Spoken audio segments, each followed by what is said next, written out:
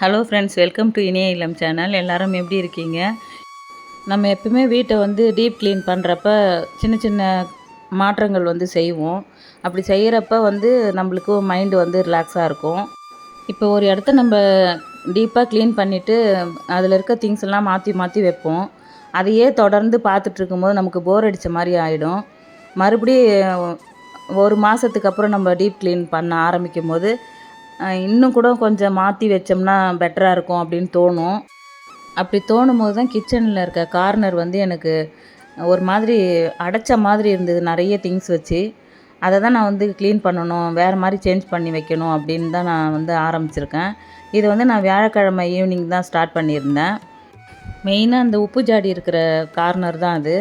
அந்த இடம் மட்டும் எனக்கு எப்பயுமே மங்களகரமாக இருக்கணும் அப்படின்னு ரொம்ப ஆசைப்படுவேன்.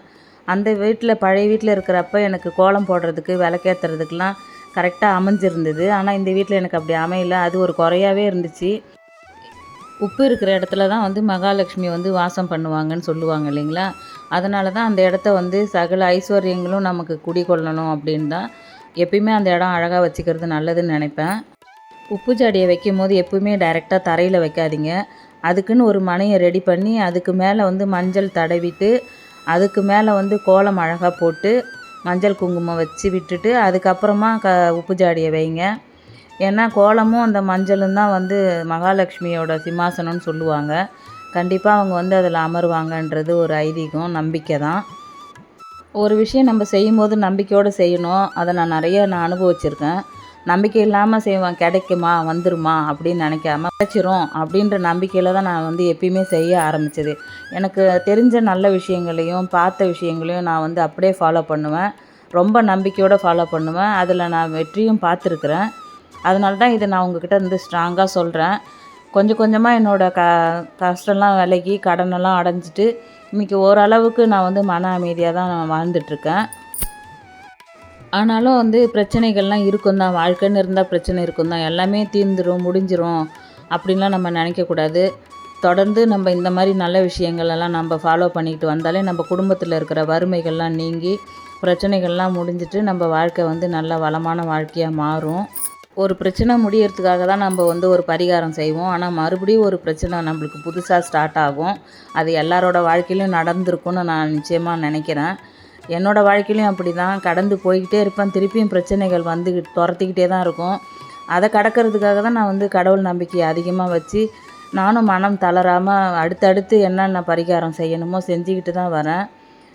நம்மளுக்கு பிரச்சனை கொடுக்குறவங்கள பற்றி நம்ம யோசிச்சுட்டு இருக்காமல் அந்த பிரச்சனையிலேருந்து நம்ம எப்படி வெளியில் வர்றது அப்படின்றத பற்றி மட்டும்தான் நம்ம யோசிக்கணும். அதையே நினச்சி யோசிச்சுக்கிட்டு அவங்க இப்படி பண்ணிட்டாங்க, இவங்க இப்படி பண்ணிட்டாங்க அப்படின்னு நம்ம நினச்சிட்டே இருந்தோம்னா நம்ம அடுத்த கட்டத்தை நோக்கி நம்ம போகவே முடியாது.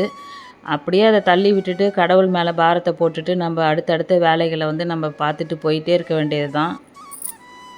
எது எப்படியோ நமக்குன்னு கொடுக்குறத கடவுள் கொடுக்கணும்னு நினைக்கிறத வந்து யார் தடுத்தாலும் நிறுத்த முடியாது. கண்டிப்பாக அது நம்மளுக்கு கடவுள் கொடுத்தே தீருவார். நமக்கு ஏதோ நேரம் சரியில்லை அப்படின்றதுனால நமக்கு அது தள்ளி போகலாம். ஆனால் அதுவே கரெக்டான நேரத்தில் நம்மளை வந்து சேர்ந்துரும் அது. இப்போதைக்கு இந்த கிச்சன் மேலே விளக்கு ஏற்றுறதுக்காக தான் இந்த ஸ்டாண்ட் வந்து நான் யூஸ் பண்ணியிருக்கேன். மா இலை காமிச்சிருந்தேன் பார்த்திங்களா, அதுக்கு ஃப்ரீயாக கொடுத்த அந்த விநாயகர் ஸ்டிக்கரை தான் நான் இது மேலே வந்து ஸ்டிக் பண்ணியிருக்கேன். அதுக்கப்புறம் கல் உப்பு ஜாடியை வைக்கிறதுக்காக தான் இந்த மனையை வந்து ரெடி பண்ணி வச்சுருக்கேன். அதை க்ளீனாக தொடச்சி விட்டுட்டேன். அந்த மனை மேலே வந்து மஞ்சள் பூசி கோலம் போட்டுட்டு மஞ்சள் குங்குமம்லாம் வச்சு விட்டுட்டேன். அதுக்கு மேலே வந்து கிஃப்ட் பேப்பர் தான் வந்து கவர் பண்ணி வச்சுருக்கேன். ஏன்னா கோலம் கலைஞ்சாலும் அசிங்கமாக தெரியாதுன்னு. இந்த ஸ்டாண்டில் வந்து எப்பயும் போல் தான் 2 ஆர்டிஃபிஷியல் பிளான்ட் வச்சுட்டு தீபம் வைக்கிறதுக்காக ஒரு அழகான இடம் வந்து ரெடி ஆகிடுச்சு. தீபமும் ஏற்றி வச்சுட்டேன். எப்படியோ வந்து நான் வந்து ரெடி பண்ணிட்டேன். அந்த இடம் வந்து இப்போ அழகாக ஆகிடுச்சு. நீங்களே பாருங்கள். 4 ஜாடி வச்சுருக்கேன். அதில் வந்து ஃபஸ்ட்டு ஜாடியில் வந்து கல் உப்பு வச்சுருக்கேன், 2வது வந்து சால்ட்டு, 3வது ஜாடியில் வந்து காஞ்ச மிளகாயும், அதுக்கு அடுத்து இருக்க ஜாடியில் வந்து புளி போட்டு வச்சுருக்கேன். ஸ்டவ்வுக்கு மேலே இருக்கிற வாலில் வந்து அந்த தாமரைப்பூ ஸ்டிக்கர் வாங்கியிருந்தேன். மீஷோவில் தான் வாங்கியிருந்தேன். நான் வந்து ஷார்ட்ஸில் சொல்லியிருந்தேன். அதை வந்து இங்கே ஸ்டிக் பண்ணலாம் அப்படின்னு நான் ட்ரை பண்ணப்போ ஒரு விஷயம் எனக்கு என்ன தெரியாமல் நான் தப்பு பண்ணிட்டேன். ஏன்னா அந்த டைல்ஸ் வந்து ஒயிட் கலர் பேக்ரவுண்டில் இருந்து நம்ம ஸ்டிக் பண்ணால் மட்டும்தான் அந்த ஒரிஜினல் இமேஜ் வந்து நம்மளுக்கு கிடைக்கும். நான் வந்து இந்த டல்லாக இருக்கிற ஒரு சாண்டல் கலரில் நம்ம அதை ஸ்டிக் பண்ணும்போது நீங்களே பாருங்கள், அந்த லோட்டஸோட அழகே போயிடுச்சு. அந்த ஒரிஜினல் கலரே வரல.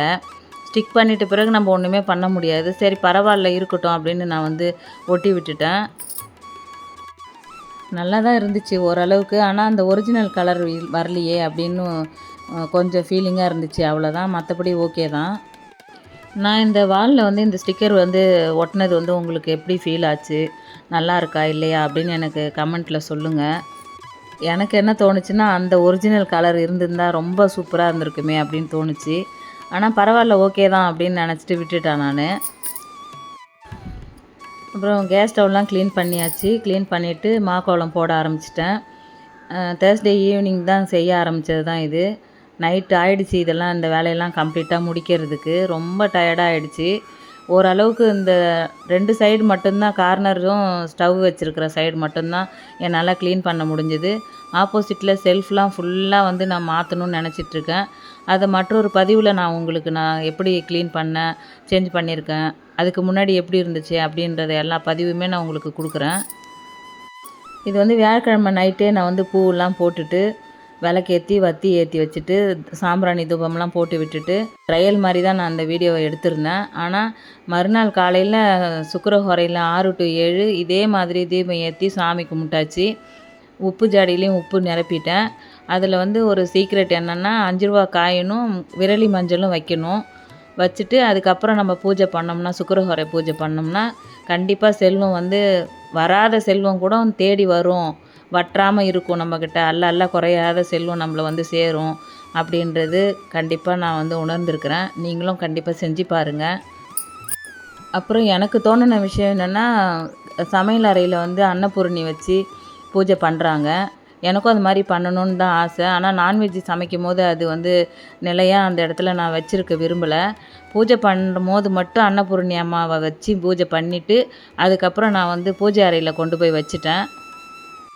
அப்புறம் இன்னொரு விஷயம் என்னென்னா, நம்ம மற்ற டைமில் கூட கேஸ் ஸ்டவ் மேலே எதுவும் பாத்திரம் இல்லாமல் இருக்கலாம். ஆனால் பூஜை பண்ணும்போது பால் நிச்சயமாக ஸ்டவ் மேலே வச்சுருங்க. ஒரு பாத்திரத்தில் தண்ணி நிறைஞ்சு தண்ணி வச்சுருங்க.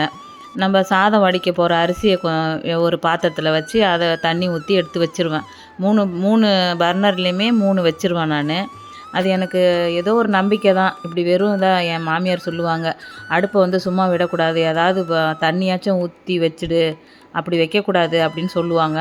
அது அடுப்பில் சொன்னது தான், அடுப்பில் அந்தமாரி வைக்கக்கூடாதுன்னு. ஆனால் அதை நான் இப்போ வரைக்கும் நான் ஃபாலோ பண்ணிட்டு தான் இருக்கேன். பெரியவங்க சொல்கிறாங்க அப்படின்னா அதை வந்து மூட நம்பிக்கை அப்படின்னு நான் எடுத்துக்க மாட்டேன். நான் என்னோடய அறிவுக்கு அது எந்த அளவுக்கு உண்மை அப்படின்னு நான் நிச்சயமாக ஆராய்ச்சி பண்ணுவேன். பண்ணி பார்த்துட்டு அது எனக்கு பாசிட்டிவாக தோணுச்சு அப்படின்னா அதை நான் வந்து ஃபாலோ பண்ணுவேன். அதை தான் நான் உங்கள்கிட்டையும் நான் ஷேர் பண்ணியிருக்கேன். சில விஷயங்களை நம்ம ஏற்றுக்கிட்டு தான் ஆகணும். அது போய் நம்ம ரொம்பலாம் யோசித்து இப்படி இருந்தால் அப்படியா அப்படின்னு சில பேர் கேலி பண்ணுறாங்க. அதெல்லாம் நான் வந்து காதிலே வாங்கிக்க மாட்டேன். எனக்கு என்ன தோணுதோ அந்த விஷயத்துலேருந்து எனக்கு பாசிட்டிவான தாட் நிறைய கிடைக்கிது அப்படின்னா நான் நிச்சயமாக அதை செய்வேன். என்னோடய கிச்சனில் ஒரு சின்ன சேஞ்சு தான் பண்ணியிருக்கேன். எனக்கு பார்க்குறதுக்கு ரொம்பவே பிடிச்சிருந்தது. உங்களுக்கு பிடிச்சிருந்ததுன்னா கண்டிப்பாக கமெண்ட்டில் சொல்லுங்கள். முதல்ல இருந்து செட்டப்லேருந்து இப்போ பார்க்கும்போது கிச்சன் வந்து டோட்டலாக எனக்கு நல்லாவே இருந்துச்சு, பார்க்குறதுக்கு அழகாக இருந்துச்சு. இது ஆனால் எத்தனை நாளைக்கு இருக்குன்னு தெரியல, மறுபடியும் ஏதாச்சும் சேஞ்சு பண்ணுறேனா அப்படின்னு தெரியல. இப்போதைக்கு இது எனக்கு போதும் அப்படின்னு தான் தோணுச்சு. அவ்வளோதான் ஃப்ரெண்ட்ஸ், வந்து வீடியோட நிறைவுக்கு வந்துட்டோன்னு நினைக்கிறேன். என்னோடய இனிய இல்லம் சேனலை வந்து சப்ஸ்கிரைப் பண்ணுங்கள். உங்கள் ஃப்ரெண்ட்ஸ் அண்ட் ஃபேமிலிக்கு வந்து ஷேர் பண்ணுங்கள். மறக்காமல் ஒரு லைக்காவது கொடுப்பீங்கன்னு நம்புகிறேன். நான் இது வரைக்கும் கொடுத்துருக்க வீடியோவிலே வந்து கமெண்ட்ஸும் கம்மியாக தான் இருக்குது, லைக்ஸும் கம்மியாக தான் இருக்குது, சப்ஸ்கிரைபரும் அவ்வளோவா வர்றது கிடையாது. இது 3மே வந்து என்னோடய அடுத்தடுத்த வீடியோ வந்து நான் உங்களுக்கு தர்றதுக்கு ஒரு நல்ல மோட்டிவேட்டடாக இருக்கும்னு நான் நம்புகிறேன். ஒரு பயனுள்ள பதிவில் மறுபடியும் நான் உங்களை சந்திக்கிறேன். கண்டிப்பாக என்னோடய சேனலை சப்ஸ்கிரைப் பண்ண மறந்துடாதீங்க. தேங்க்யூ.